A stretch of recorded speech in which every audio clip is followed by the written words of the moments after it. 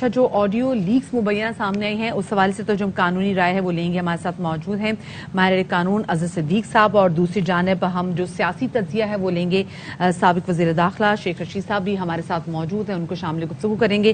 شیخ صاحب سے ذرا ہم پہلے ان کو انگیج کرتے ہیں. شیخ صاحب بہت شکریہ آپ کا، اور عزیز صاحب آپ کا بھی بہت شکریہ کہ آپ نے باخبر سویرا کو وقت دیا. سب سے پہلے تو عزیز صاحب یہ جو شیخ صاحب یہ جو آڈیو لیکس سامنے آئی ہیں جس پہ ہم نے دیکھا ہے کہ حکومت کی جانب سے بالکل چپ سادھ لی گئی ہے، کسی نے آ کے کوئی جسٹیفیکیشن دینے کی بھی کوشش نہیں دی گئی، اور اس پہ ہم نے رانا ثناءاللہ صاحب کی بھی عجیب منطق بھی دیکھ لی کہ وہ کہہ رہے کہ جی یہ جو آڈیو ہے یہ ہماری گڈ گورننس کا ثبوت ہے. یہ کون سی گڈ گورننس ہے جس میں آپ کے ملک کی سائبر سیکیورٹی بریچ سامنے آ رہی ہے اور آپ گڈ گورننس کی بات کر رہے ہیں؟ دیکھیں، آڈیو لیکس کا وقت بڑا اہم، تشویشناک اور خطرناک ہے. بہت ساری باتیں چلمن کے پیچھے ہو رہی ہیں اور یہ ہفتے بڑے اہم ہیں. میں پہلے کہہ چکا ہوں اکتوبر کا مہینہ بڑا ہے، میں 15 نومبر تک دے دے تو منگل بدھ کا ناغہ بھی ہوتا ہے. اہم فیصلے ہونے جا رہے ہیں. ان کو معلوم ہے کہ ان کی الٹی گنتی شروع ہو چکی ہے، اور یہ 5 سال پہلے وزیر اعظم کے جہاز میں بیٹھا اور وزیر اعظم کے جہاز میں آ رہا تاکہ اسلام آباد لینڈ کرے. اور تھرڈلی جو بات سوچنے والی ہے کہ 6 مہینے جو مفتہ روتا رہا وہ کافی بیچنے والا، یہ انہوں نے کہا جناب علی یہ وہ. شہباز شریف کمزور ہوا ہے، شہباز کو مختلف فیصلوں میں انتظار کرنا پڑے گا، اور 3-3.5 سال سے جو وہاں بیٹھے ہیں، 4 سال سے نواز شریف صاحب، انہوں نے وہاں پیناڈول بھی نہیں کھائی. اور اس ملک کے وزیر خزانہ کا، وزارتوں کا، وزیر اعظم کا فیصلہ کرنا جو ہے، یہ اس 27 کلومیٹر کی حکومت میں سمجھتا ہوں یہ اس ملک کی بدنصیبی ہے. کیا کر لے گا ڈالر کے ساتھ، IMF کے باوجود، اور بجلی کے ساتھ، اور گیس اور آٹے کے ساتھ. یہ بڑا ہی پاکستان کی تاریخ کا اہم، نازک، حساس، میں اب سوچ رہا ہوں کہ ذمہ دارانہ جملے کون سے بول سکوں، ہفتے چل رہے ہیں اور اس میں یقینی فیصلے ہونے ہیں.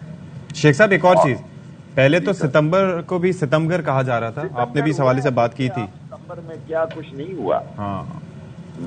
اچھا ایک چیز مجھے بتا دیں کہ آپ وزیر داخلہ رہے ہیں، ظاہر ہے کہ ملک کی سیکیورٹی کے حوالے سے، ساری چیزوں کی داخلی سیکیورٹی کے حوالے سے آپ سے بہتر کون جان سکتا ہے. یہ جو گفتگو ہوئی ہے یہ اپنی جگہ، اب اس کے اندر پتہ چلے کہ یہاں اس وقت کی باتیں، ہو سکتا ہے آپ کے دور کی بھی کچھ گفتگو کی ریکارڈنگز ہو، لیکن یہ کیسے ممکن ہے کہ وزیر اعظم ہاؤس جیسی جگہ پہ اتنی کلیئر کٹ، یا تو ایک ہوتی ہے نا کہ فون شون کی کوئی ریکارڈنگ ہو، یہ فون کی نہیں لگ رہی سر، اٹس ڈیفرنٹ. یہ کیسے ممکن ہے سر؟ فواد چودھری نے تو کل پریس کانفرنس کیا کہ پتہ نہیں کتنے گھنٹوں کی آڈیو لیکس پر سیل لگی ہوئی ہے. جو ویڈیو لیکس ہیں اور آڈیو لیکس ہیں جو بھی ہے، کل فواد چودھری نے پریس کانفرنس کی ہے. اور دیکھیں یہ شرمندہ نہیں ہے. دیکھیں انڈیا سے جو یہ انفلوئنس ایجنٹ ہیں انڈیا کے، یہ ذہن میں رکھیں آپ. جب انہوں نے شوگر ملیں لگائی تو انڈین انجینئرز کو انہوں نے بغیر NOC کلیئرنس کے، جس پر حساس اداروں نے اعتراض کیا، آن ریکارڈ ہے کہ حساس اداروں نے کہا کہ یہ انجینئروں کی کلیئرنس نہیں. سر ظاہر ہے یہ تاجر ہیں، تجارت پہ یقین رکھتے ہیں کہ خود ہم نے تجارت کرنی ہے بس. بھائی انہوں نے مال بنانا ہے، ڈنگ ٹپانا ہے اور باہر لے جانا ہے اور لوگوں کو بیوقوف بنانا ہے. اور ہم ان کی کاروباری مظاہرے ہیں، ہم ان کی انڈسٹری ہیں، ہم ان کے کارندے ہیں. پہلے خزانے پہ ڈاکہ ڈالتے تھے، آج کل ہماری جیبوں پہ ڈال رہے ہیں اور کہہ رہے ہیں جناب وہ انڈیا سے مشینری آ گئی ہے، کچھ رہ گئی ہے. اور گریڈ اسٹیشن بھی کہتے ہیں کہ سرکار بنا کے دے ان کی کالونیوں کو. آگے بھی کتنے ہزار سیکیورٹی کے لوگ اور کتنے پتہ نہیں. اچھا آپ نے خزانے کی بات کی تو وزارت خزانہ کے حوالے سے بات بھی کر لیتے ہیں. مفتاح اسماعیل صاحب انہوں نے استعفیٰ دے دیا، ان سے استعفیٰ لے لیا گیا، اور اس کے بعد اسحاق ڈار صاحب کے بارے میں کہا جا رہا ہے کہ وہ کل آ کے حلف بھی لے لیں گے. سو آپ کو لگتا ہے کہ ملک اس وقت جس دہانے پہ کھڑا ہوا ہے، اسحاق ڈار صاحب اگر پہلی بات تو خیر پہلے ان کو پہلے آ جانا چاہیے تھا، وہ تو سینٹ کا حلف نہیں لینے آئے تھے، اور لیکن اب وزارت خزانہ کا حلف لینے کے لیے آئیں گے تو وہ کچھ کر لیں گے. میرا خیال ہے جب سارے اکٹھے ہو جائیں گے نا تو ان پہ ٹوکرا رکھ دیا جائے گا. یہ نیب کے قوانین کو جو ترمیم ہے یہ بھی کل عدم قرار دے دے گی سپریم کورٹ، اور 1 کروڑ لوگوں کو ووٹ کا حق بھی مل جائے گا. اب دیکھیں 72 وزراء ہے. اب میں نے ریٹ جب کی تھی تو کل لگنی ہے میرا خیال ہے. تو اس وقت 70 تھے, مجھے امینڈمنٹ کرنی پڑی, 3 دن لیٹ ہو گئی, 72 ہو گئے. اب جاؤں گا تو 73 ہو جائیں گے. سو یہ مذاق بنا ہوا ہے قوم کے ساتھ, کیچڑ اچھل رہا ہے. یہ کچرا کنڈی کی سیاست جو ہے یہ لے ڈوبی ہے, اور کسی کو فکر ہی نہیں ہے کہ گراؤنڈ ریالٹی کیا ہے. غریب جو ہے وہ آگ بگولا ہے, اس کی خون میں, آنکھوں میں خون اترا ہوا ہے. کوشش تو یہ ہے کہ سڑکوں پہ مسئلے حل نہ ہوں اور مثبت بات نکل آئے اور ایک درمیانی راستہ نکل آئے. لیکن اگر اس قوم اور اس ملک کا مقدر ہی میں نقصان ہے, انتشار اور خلق شار ہے, تو پھر میں اس میں دعائی کر سکتا ہوں. ٹھیک ہے جی, بہت شکریہ آپ کا شیخ رشید احمد صاحب, سربراہ عوام صدیق ہمارے ساتھ موجود تھے. اب اسی پر جو قانونی پہلو ہیں اس پہ ذرا ہم بات کر لیتے ہیں. ہمارے ساتھ موجود ہیں اظہر صدیق صاحب.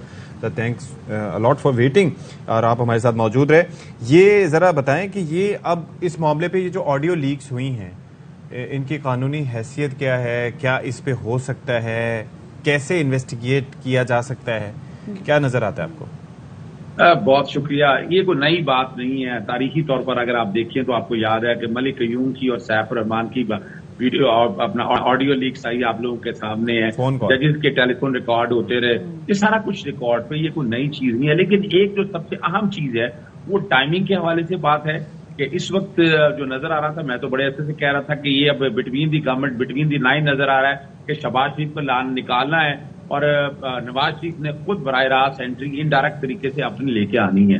میں ان کی طرف نہیں جاتا, لیکن جو سوال بڑے اہم ہے اس کے اندر, جہاں تک جو باتیں کہی گئی ہیں وہ باتیں ثابت کر رہی ہیں کہ نہ صرف شہباز شریف نے, بلکہ میں تو سمجھتا ہوں نواز شریف نے, مریم نواز نے, ان سب نے آئین توڑا ہے. ایک تو انہوں نے آئین توڑا ہے, حلف اپنا توڑا ہے کہ ساری جو باتیں ہیں, یہ کون ہوتی, مریم کا کیا کنسرن ہے یا نواز شریف کا کیا کنسرن. ہاں وہ ایک علیحدہ بات ہے کہ ہمارا اسلام آباد جو ہے وہ لنڈن منتقل ہو چکا ہے, وہ ایک علیحدہ ایشو ہے. تو یہ والے جو معاملات اگر آپ غور سے دیکھیں, ہمارے ہاں ملک میں آئین کا آرٹیکل 4 اور 5 بڑا واضح ہے, اس پہ عمل درآمد نہیں ہو رہا. اصولی طور پر تو بجائے وظیفہ لینے سے ایسے وزیر اعظم کو باقاعدہ بھیجنا چاہیے الگ توڑنے کے اوپر. اب آتے ہیں دوسری بات کی طرف. تو ارشد ملک آپ کو یاد ہوگا, یہ ان کا پرانا وتیرہ ہے. ارشد ملک کی سے پہلے آڈیو ریکارڈ کی گئی کچھ چیزیں انہوں نے خود ہی ریکارڈ کی. میں ایک نئی فلاسفی آپ کے سامنے رکھنا چاہتا ہوں. اس میں جب بڑی پریس کانفرنس کی مریم نے بڑے الزامات لگائے تو سپریم کورٹ نے ایک پرنسپل طے کر دیا کہ ایسی آڈیو ویڈیو آنی ہے تو اس کا ٹیسٹ کیسے ہونا ہے, فورینسک ہونا ہے, کورٹ میں جانا ہے, وہ چیزیں ساری ریکارڈ کے اوپر آ جانی ہے. میں اس کی طرف نہیں آنا چاہتا. میں جو لے جانا چاہتا ہوں آپ کو کہ یہ آپ اسے کیوں نہیں سمجھتے کہ باقاعدہ اپنی ہی گورنمنٹ میں ان کے اندر لوگوں نے بیٹھ کر خود کیوں نہ انہوں نے لیک کی ہوں, انہوں نے جان کے لیک اس کی ہوں کہ ایٹ لیسٹ شہباز شریف کو ثابت کرنا کہ وہ نالائق ہے, ناکام ہو چکا ہے, مفتاح اسماعیل کچھ نہیں کر رہا. یہ خود ہی ہے ایک کنٹروورسی جنریٹ کر کے یہ حالات ہو. اور یہ بھی پاسبلٹی ہے کہ انہی میں اندر کوئی بیوروکریسی میں یا کوئی ایسا بندہ بیٹھا ہو جو ان کی ریکارڈنگ کر رہا ہو, وہ ہو سکتا ہے قوم کے بہتر مستقبل کے حوالے سے بتانا چاہتا ہو اور اس نے وہ سارا کچھ ڈسکلوجر کر دیا ہو تاکہ سارا کچھ سامنے آ جائے.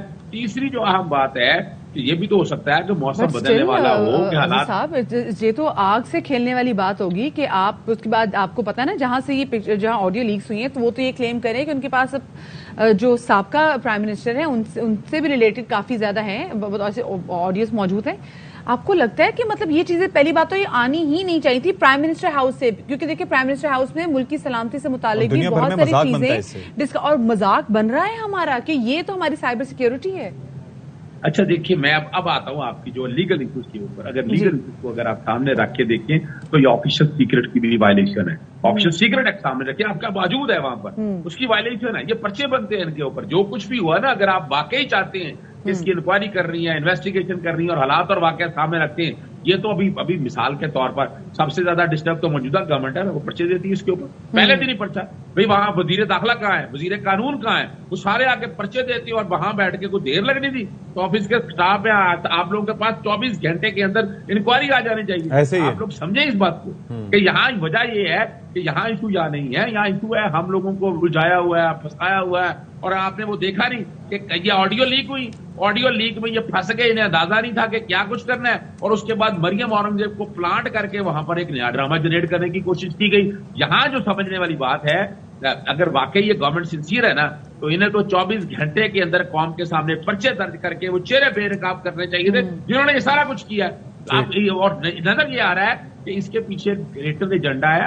عمران خان کو آگے انہوں نے کوئی تحریک شروع کرنی ہے تو ان ہاؤس تبدیلی لا کر بیوقوف بنایا جائے گا, لوگوں کو ادھر انگیج کیا جائے گا. دیکھیں ہم نے گورنمنٹ بدل دی, ہم نے شہباز شریف کو ڈال دیا وزیر خزانہ, حالانکہ ہر ایک کو پتا ہے کہ اس ہاتھ میں کوئی ایسی چیز نہیں ہے, اس ملک کی قسمت ایسے نہیں بدلنی ہے. سب سے بیسٹ وے جو ہے وہ جیسے عمران بھی ڈیمانڈ کر چکے, میں بھی سمجھتا ہوں کہ نئے الیکشن کی طرف جائیں, اور اس والے معاملے کو سیٹل کرنے کے لیے جب تک ایک قانون سازی نہیں بنائیں گے, اس سارے معاملات کو کنٹرول, آفس آف سیکرٹ اپنی جگہ پر موجود ہے, لیکن پرائم منسٹر آفس میں اس طرح کی چیزوں کو روکنے کے لیے بڑے بڑے کانسٹیٹیوشن آفس میں اگر آپ قانون نہیں بنائیں گے تب تک مسائل حل نہیں ہو سکتے. صحیح, قانون سازی بہت زیادہ امپورٹنٹ ہے. بہت شکریہ جی. عزیز صدیق ماہر قانون ہمارے ساتھ موجود تھے, اور ہم جو کی سیاسی صورتحال ہے اور جو آڈیو لیکس کی مبینہ صورتحال ہے, اتنی زبردست کوالٹی آڈیو کی, یہاں تو تحقیقات تو بنتی